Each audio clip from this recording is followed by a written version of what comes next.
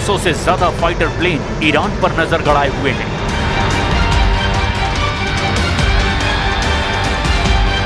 पच्चीस से ज्यादा जंगी जहाज ने हॉर्मूज को घेर लिया है।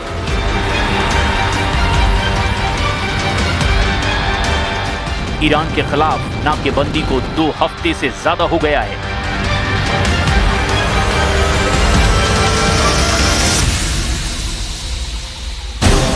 ट्रंप का तूफान, बढ़ा जंग का तापमान।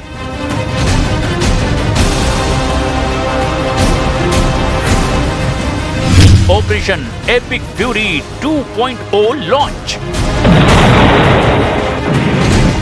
फरवरी के आखिर में जब अमेरिका ने ऑपरेशन एपिक फ्यूरी और इजराइल ने ऑपरेशन मिडनाइट हैमर लॉन्च किया तो ईरान की मिसाइल फैक्ट्रियों को निशाना बनाया।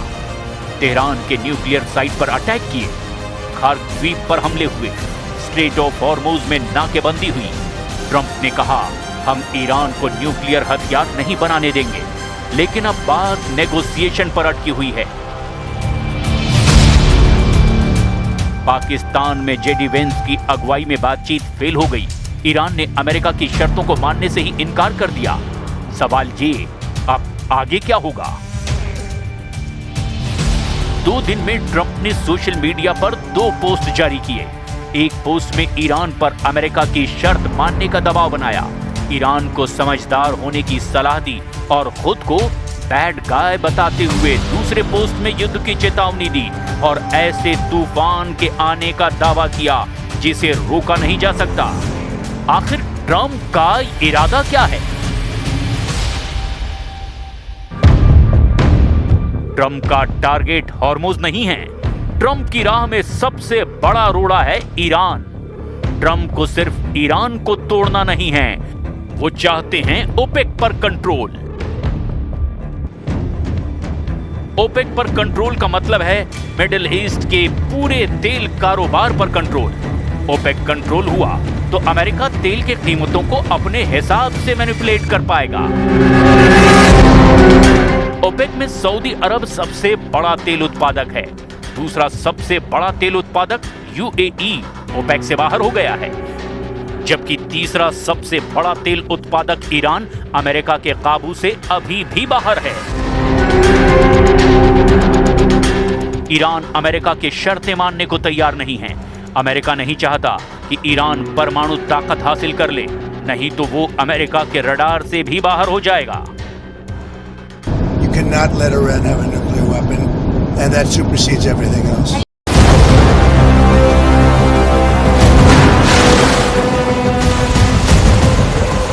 चालीस दिन की लड़ाई, तेहरान पर डील का दबाव बनाने में कामयाब नहीं होने के बाद रिपोर्ट में दावा किया गया कि अमेरिकी सेना के सेंट्रल कमांड ने ईरान के खिलाफ जंग का नया ब्लूप्रिंट तैयार किया है। अमेरिका का यह हमला कितने दिनों का होगा? क्या अमेरिका छोटा लेकिन ताकतवर हमला करेगा?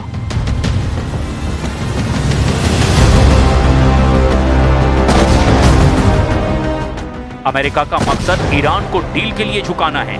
ईरान के खिलाफ चल रही जंग को निर्णायक मोड़ देना है। अमेरिका इस बार पावर प्लांट, एनर्जी साइट और बची हुई बैलिस्टिक मिसाइल और ड्रोन साइट को निशाना बना सकता है। ईरान की न्यूक्लियर प्रोग्राम से जुड़ी हुई साइट को फिर से निशाना बना सकता है। लेकिन अमेरिका ने हमला किया तो ईरान चुप नहीं बैठेगा। वो पहले से कहीं तेज पलटवार की चेतावनी दे चुका है।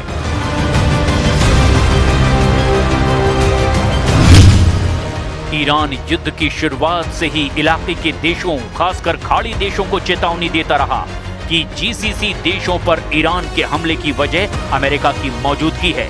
ईरान जीसीसी देशों से अमेरिका से दूरी बनाने और इलाके में अमेरिकी सैन्य ठिकानों को हटाने की अपील करता है।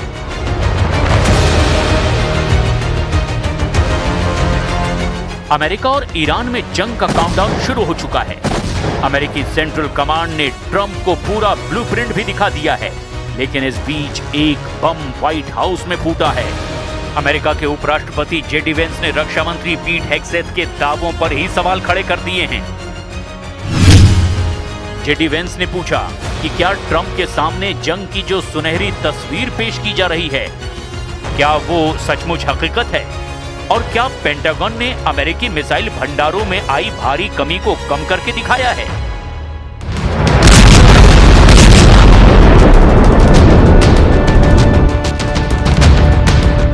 तो सवाल ये कि क्या अमेरिका सच में जंग के लिए तैयार है या ट्रंप को किसी बड़ी चाल में फंसाया जा रहा है? मिडिल ईस्ट में हालात तेजी से बदल रहे हैं। रिपोर्ट बताती है कि अमेरिका के रक्षा मंत्री पीट हेग्सेथ और ज्वाइंट चीफ ऑफ स्टाफ के चेयरमैन जनरल डैन केन ने अमेरिकी सेना के एक्शन की खूब तारीफ की, लेकिन विपक्ष के सवालों का ठीक-ठीक जवाब नहीं दे पाए। Secretary Hegseth, you have been lying to the American public about this war from day one, and so has the President. You have misled the public about why we are at war. You and the President have offered ever-changing reasons for this war. You should know better. Shame on you.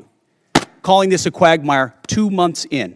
The effort, what they've undertaken, what they've succeeded, the success on the battlefield that could create strategic opportunities, the courage of a president to confront a nuclear Iran, and you call it a quagmire, handing propaganda to our enemies? Shame on you for that statement.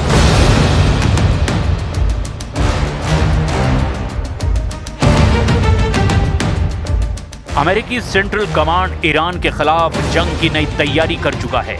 उसके blueprint में air strike, cyber attack और naval blockade भी शामिल हैं।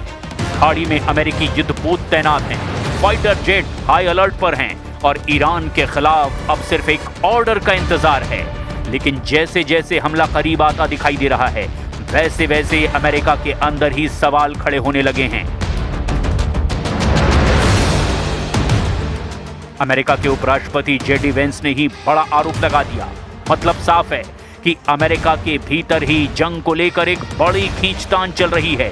एक तरफ military command तो दूसरी तरफ पॉलिटिकल लीडरशिप के बीच खड़े हैं डोनाल्ड ट्रंप, जिन्हें तय करना है कि जंग छेड़नी है या रोकनी है। इस बीच दावा किया जा रहा है कि ईरान ने सीज फायर के बीच अपने मिसाइल और ड्रोन ताकत को रिस्टोर कर लिया है।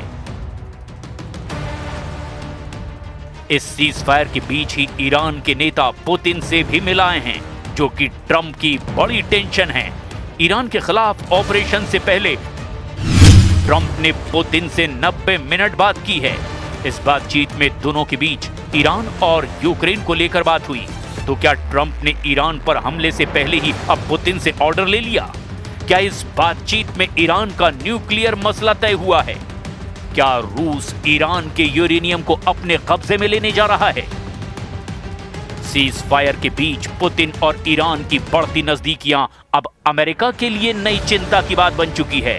रिपोर्ट के मुताबिक ईरान ने इस दौरान अपनी मिसाइल और ड्रोन ताकत को फिर से खड़ा कर लिया है और यही वजह है कि ट्रंप ने हमले से पहले ही पुतिन से 90 मिनट तक लंबी बातचीत की है, ताकि जब अमेरिका हमले करे तो उसे परमाणु पलटवार का डर न रहे। अगर ऐसा है तो ये सिर्फ एक जंग नहीं बल्कि एक ग्लोबल पावर गेम बन गया है। लेकिन सबसे बड़ा सवाल अभी बाकी है।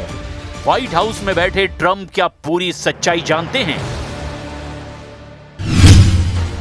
या फिर उन्हें एक ऐसे प्लान की तरफ धकेला जा रहा है जिसके पीछे असली खेल कोई और खेल रहा है? क्योंकि अगर हमला हुआ तो सिर्फ ईरान ही नहीं, पूरा मिडिल ईस्ट फिर से धधकने लगेगा और उस आग में तेल, ताकत और तख्त सब कुछ दांव पर होगा। तो सवाल ये है, क्या ट्रंप जंग लड़ने जा रहे हैं या उन्हें जंग लड़ने के लिए मजबूर किया जा रहा है? क्या ये पेंटागन की रणनीति है या दुनिया की सबसे बड़ी साजिश? और सबसे बड़ा सवाल ये कि क्या हमला ईरान पर होगा या पूरी दुनिया पर उसका असर पड़ेगा?